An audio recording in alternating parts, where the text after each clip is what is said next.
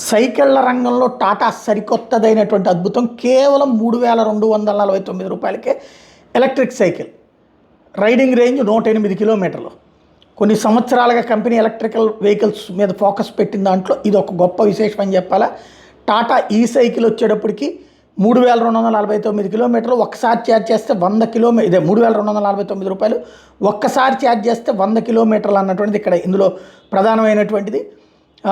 High quality lithium ion battery దీంట్లో ఉండటం వల్ల దీన్ని ఈజీగా రిమూవ్ చేయటం, ఎక్కడైనా ఛార్జ్ చేసుకునే సదుపాయం, ఇండియాలోని రోడ్లకు సెట్ అయ్యే డిజైను, సీటింగ్తో పాటుగా ఫ్రేమ్ను కూడా డిజైన్ చేయడం అన్నటువంటిది ఇందులో కీలకమైనటువంటిది.